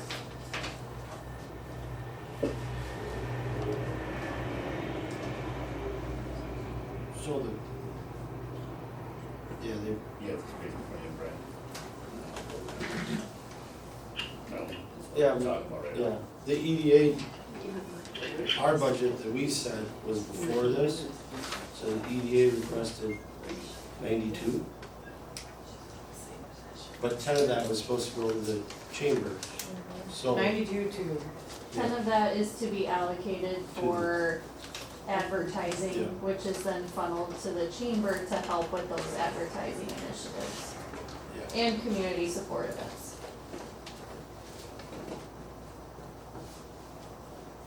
So the EDA board has already approved that amount, and based on what council is, has any questions about, we can potentially take this back to the EDA board and say, is everybody okay with going from 4 days to 3 days and still utilizing the full amount that was approved, but, kind of playing around with that a little bit.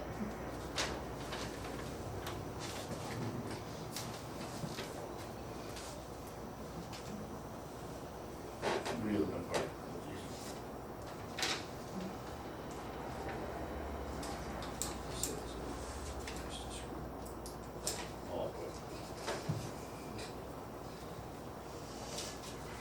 What's everybody think?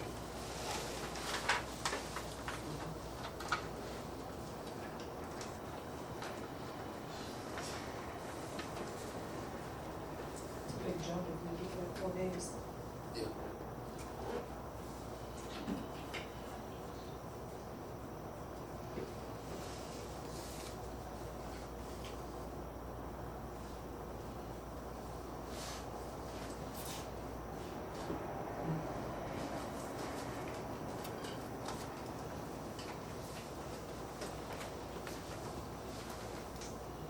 Send it back to the EDA and have them come up with their plans? Or do you want it? No, they're just gonna ask for more.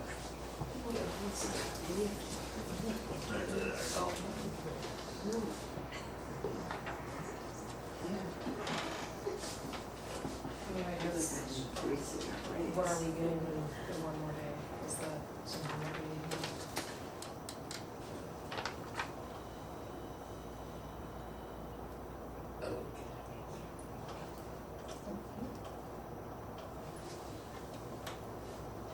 I don't think there's gonna be much difference between 3 and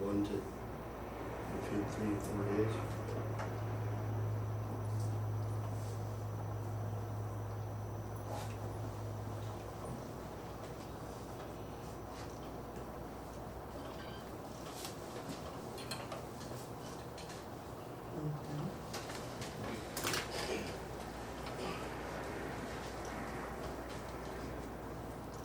When they originally decided the 4 days, there wasn't a city administrator, that was the biggest thing.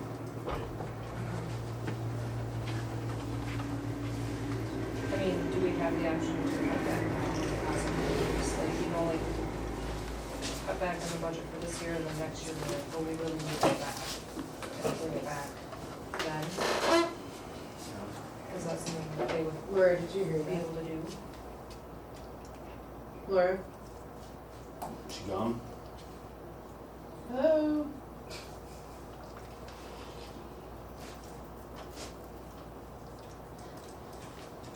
I said she was here, Those are when we talked, we had our first workshop. Hello. Yeah, now I Chamber can. alone. Did you hear the question asked? Yeah, it was about cutting back, did you say this year? Yeah, Morgan was asking if they were to cut back this year, and if it's decided next year, they, like, whoa, we really do need that additional day, can it go back? Can it, Yes, yep. So if you were to do 3 days this year, it would be at the 2026 rate of that 70, what is it, 70? 74,572? Yep. And then, yes, and if you wanted to increase it, back to 4 days, or,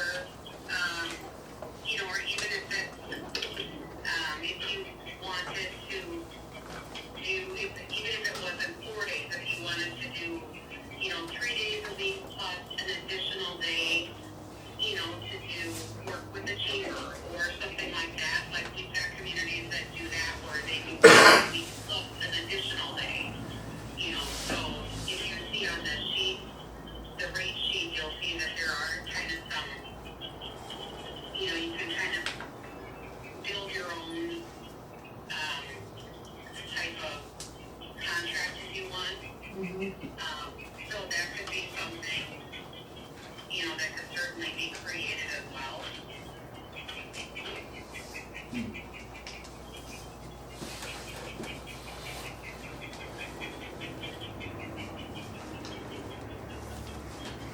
Do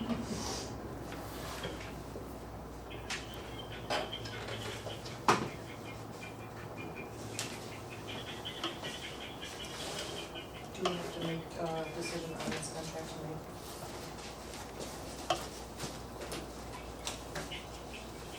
I think can we leave it until Yeah, December? No. well, no, not December, just September. Table it.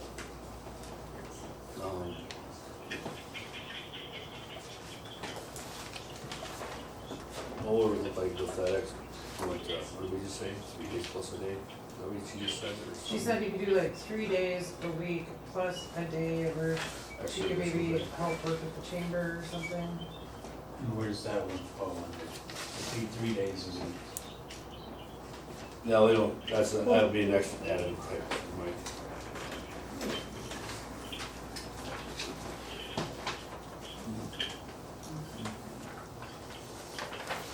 Think we could get by with 3 days a week? I think it's probably good. Yeah, you could. Save $20,000 almost. Should be.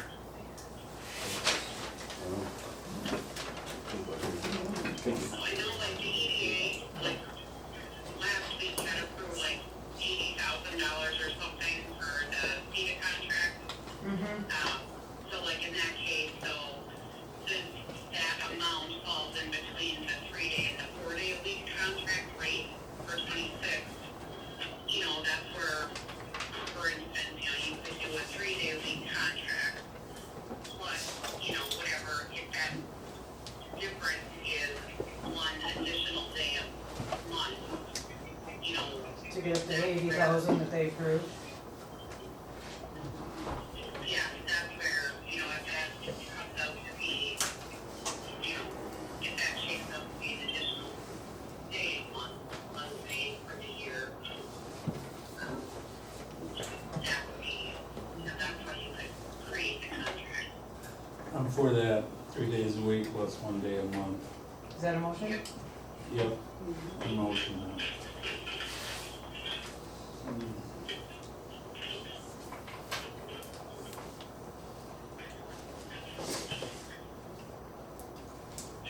Do I have to take that back to the EDA board for approval?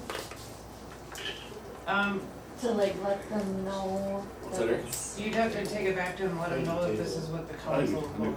okay, so And that's then- what the amount would equate to. Right, Okay. yeah. I'm gonna make a motion to table.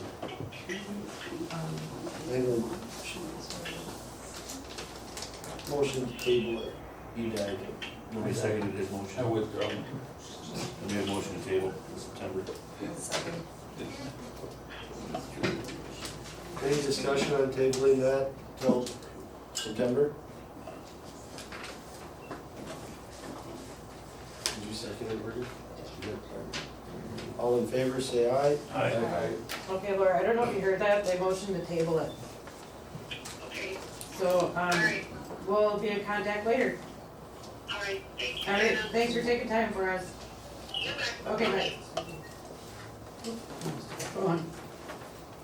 Alright, Alright, moving on to log cabin renovations, Grove area chamber of commerce budget.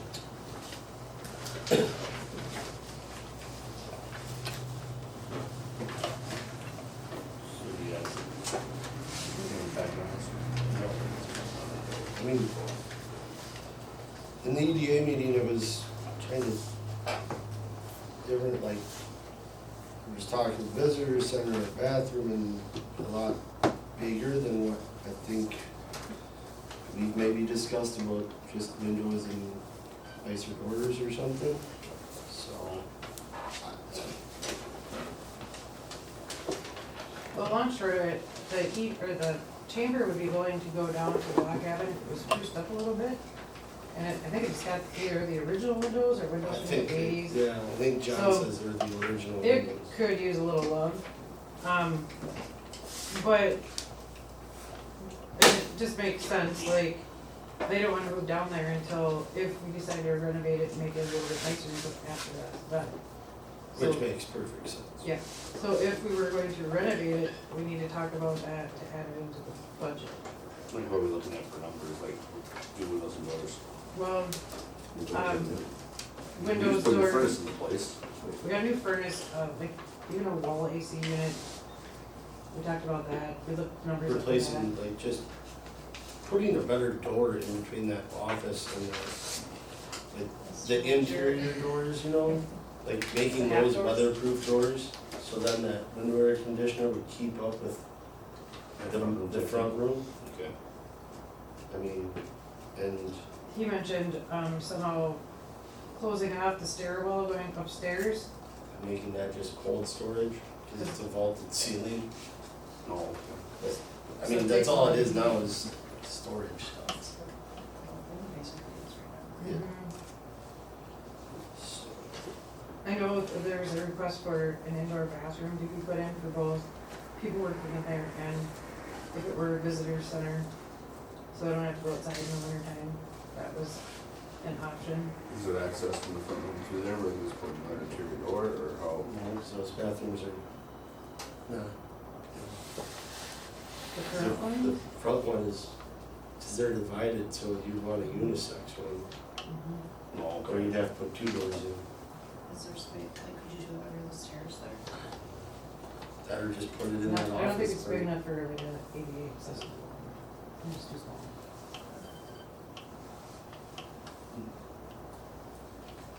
I think we just try and get some numbers of what the doors and windows cost, that'd be the first step, and then, I mean, I'd hate to see us put all that money into it too, though, and then it not be used. yeah. But, I mean, yeah. I just, it would probably be better for us to for surely just do the windows and doors sooner than later, cause we did it anyways. Yep. I mean, it's energy efficient for us. And is there a different option for like music in the park? Cause when everything was open, Jamie was being infested by flies. And that's not, and we've been bugged by a couple of them here tonight, but she had like hundreds of them in there. So that needs to be addressed somehow too, cause we don't wanna give up that option of people being able to use that during the summertime. Cause that's a huge But there, if we attraction. put like the interior or the exterior doors in between the kitchen and the main room, Mhm. that would help a lot, wouldn't it? Yeah, they would just have to stay in the kitchen, As you long as know, they can and be in not the kitchen open with the up that windows main open, room, yeah, yeah. which should be easily doable. I mean, we can put automatic closers on the doors or something, like, you know, just, I was, yeah, like, can't have the doors open during music in the park, just, yeah. And we do have some really great collaboration ideas as far as making this a really usable space for the chamber, for economic development, as a visitor center, opening it up for community events, not just music in the park, but, you know, having some sort of thing there, maybe for Christmas in the Village, when all that's happening. We could apply for grant funding to promote collaborative events with other organizations and nonprofits in town. One possible idea is arts classes, and we partner with the gallery, you know, that type of thing, and really making this a community utilized building. And Will we still be able to like rent it out to people for graduation and stuff like that? I don't think so. Might lose that. Because they're gonna move their office stuff down there, and if it's a visitor center, they might have stuff in there. I know Cinema though, that's one that I think that we're gonna have to, they're gonna have to still have the rights to the building, like Cinema Weekend, cause they sell stuff out of there. So we'd have to make space for them in there too. They're the one group that we just can't get out of there. Or should not, I should say. Well, maybe if they're selling stuff, then they're also part of the visitor center, that's when you have people here anyway. But the, I mean, unless we use it as like the visitor hub. Yeah. That's what I mean, yeah. have that stuff in there. My worries of visitor center are if we put something big in there and build this, and then are we gonna expect the chamber to have it staffed? Well, that's a lot on them to like, get somebody to be in there every Saturday and Sunday, I think. I would like to downplay the visitor center side and just do like an outdoor kiosk kind of thing, but once again, that would be up to what the chamber wants to do on that, and it would be, but I don't know about pursuing it. I'll have the Not- chamber open now. As needed, and As as needed. volunteers are Available. available. And I think we could keep it that way, I don't think Yep, it's. we are stay that- working, you know, with Jamie working kind of out of our office now, we are chatting and how, you know, she's there, she flips the sign to open, and it's, you know, we're also kind of rearranging things a little bit, so it, you know, you can see from the window that someone is in there. I still can't ever see anybody in there. It We always looks haven't, well, the dark. desk is in the back now, so we're moving it up to the Oh. front, well, yeah. I would say it never looks like a light's on in there, even when they are on, it's still, it's just dark. It's not Motel 6. No. And you could certainly still apply that type of plan to this, you know, proposed new visitor center and have those, you know, Monday through Friday, 9 to 5-ish type of hours. You don't have to be open all day, every day, but if you have somebody working out of the building during the week, you could certainly still have it open. There's other communities in our area who have visitor centers who are not open on the weekends. You don't have to be. Maybe you should be during a big event like Set in the Mind or Oofta Fest, but I don't personally think you'd have to worry about staffing something like that every weekend. I don't know if I that's, like that kiosk idea. that's still a nice option. Then people can just walk by and grab it whenever they want. Because we got a ton of brochures and stuff in town, so it's to hand out.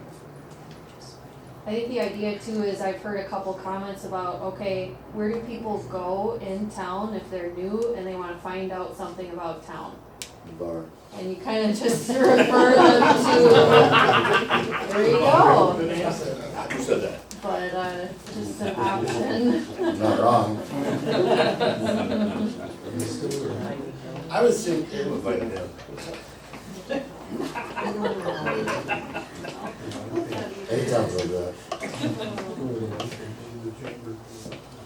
Not wrong. They do, they come in and when you're sitting there like, where can I get a bite to eat? Oh, go over here, whatever. I mean, It's like that anytime. it's always been that way, yeah. Put a kiosk. in the corner. so, do we have some kind of a motion to just look into doors and windows to start and I'd make a motion that we look into pricing on doors and windows. And efficiency stuff. And if we are gonna go that way, do we wanna make the front, that little bit of cement sidewalk, like zero entry, so like the front door is handicap accessible? Yeah. Okay. Yeah. I'm just wondering, so if we say we're just gonna start with doors and windows, would you have a mess again to try to put a bathroom in there? Would you wanna go through that again? We've done a lot of remodeling, I'm just asking. Cause that will be, These get pricey. maybe get pricey, We could do a price, It's all pricing, I guess. You know. yeah. I think the only way to put a bathroom in there, in my head, I'm not a plumber, is to eliminate the office space and make that the bathroom, I think. Is anybody else? That's the only physical way That's I've the been. only other space in it. Yeah. That is the only other space. Well, it's a slab building, right? Yeah. And all the water pipes are right over there. The The kitchen, bathrooms. the kitchen's right on the other side. Yeah.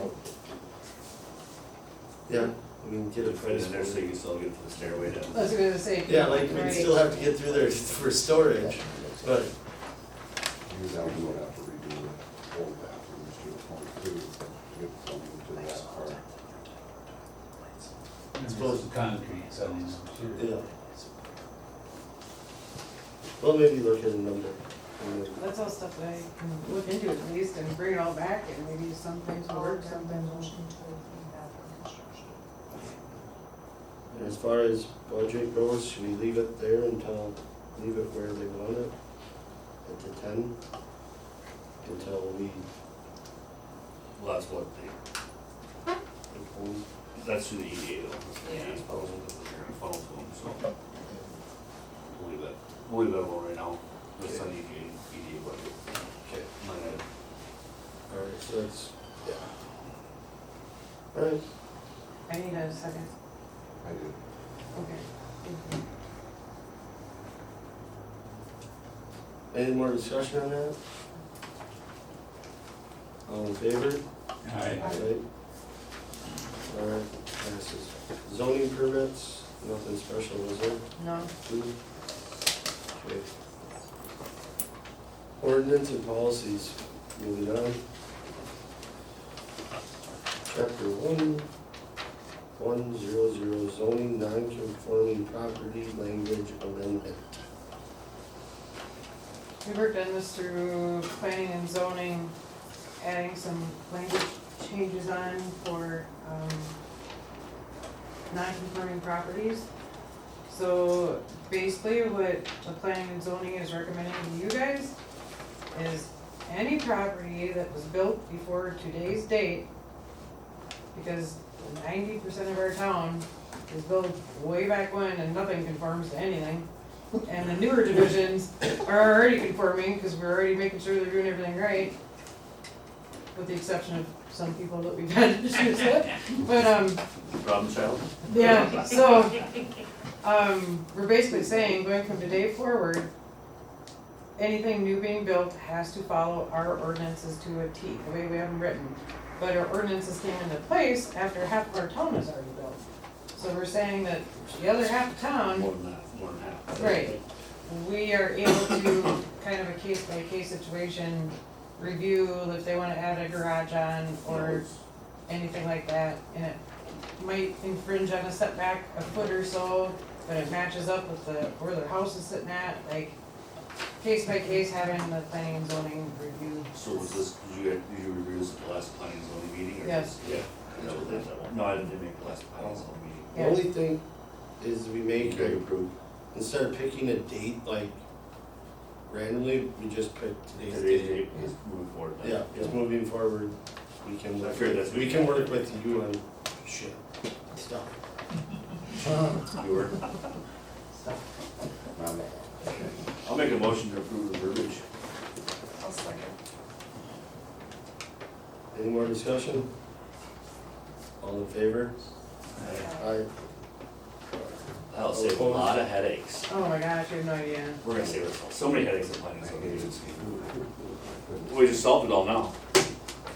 I already got a line of people waiting, no, just I know you kidding. do. I just got one. I mean, having a firm belief in it's your property, whatever you want to do, You learned a lot, didn't you, in the last 8 months? Yeah. so. All right.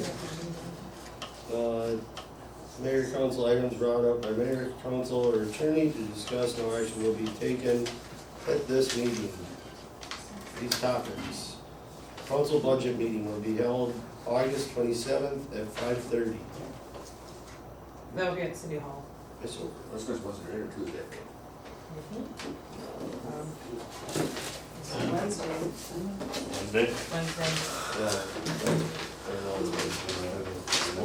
You can call me though. I'll try to have my computer with me. All A right. piece of paper. Next regular meeting will be held September 16th, 2025 at 6 p.m. here. All right, Jenny, you're gonna have to go through this one. Okay, our city engineer, WHKS, will need to review 78 service lines within the city of Spring Grove. And what this is, a long time ago, we sent letters out to everybody in Spring Grove, letting them know, like, you may or may not have a lead service line going to your house. Some people we just don't know, and because of that fact, actually 78 people we don't know what they have. And our engineering firm got a grant to go in, and they're gonna get paid to figure this out versus the city paying for it. So we gotta get these people, our city engineers, into these 78 homes, see what their water service lines material they're made out of, to determine if they're made out of lead or not. And if they're made out of lead, they may be able to get funding to get these replaced. So, because it's a grant, it's a very short notice, they have to have it done by October. And so they're gonna be sending letters out to these 78 people.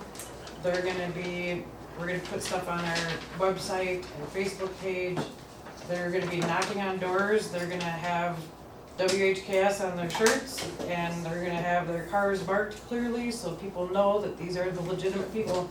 And they have to get into their homes. Like, I know some people don't like people to come into their homes or their basements, but we have to get this fixed and done with. So, we're trying to give everybody a heads up on that. What about the businesses in town? Do they It's- have that also? It's, there's 78 lines that have already been, they may not even have lead lines, but we just don't have a record of what they were made out of, we can't find it. So because of that, we have to find out what it is and just make sure. The majority of these are probably just fine, but we still have to check them because we just don't know. What are you gonna do if someone refuses? That's gonna be something that, Is that a state statute? it's, I'd like to read the statute. Look it up. I don't know. I will. Yeah. That's what, somebody sends me a letter. Nobody's asked me that, but, I'm just asking. there is a list that you can go online and look, and actually, the whole south end of town, I think, has been fine. I think the northwest side of town, I think it's kind of more up this direction, if I remember right on the map, but you were given the letter where you could call the people and you could look it up yourself a long time ago, so you Oh, I would, don't know. you would know if you're that person or not. I I'm know sorry I'm I don't not. pay attention to a lot of mail. That's what happens when you're old and retired.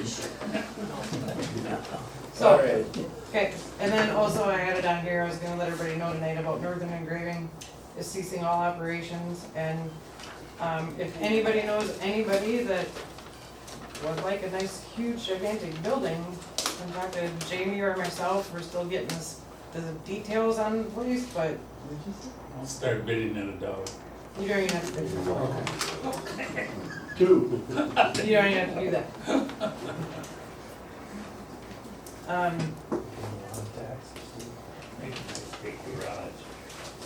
$2 is a lot of money. alright, meeting updates, meeting reports, EDA. Was forever long. Next person. Alright, talk about what we actually talked about. We talked about the log cabin updates. Yeah, we talked about the log cabin, talked about bringing back some, or fix up fun stuff and maybe some business incentives, challenges to see if we can get new business coming in town and stuff like that. It was productive but long.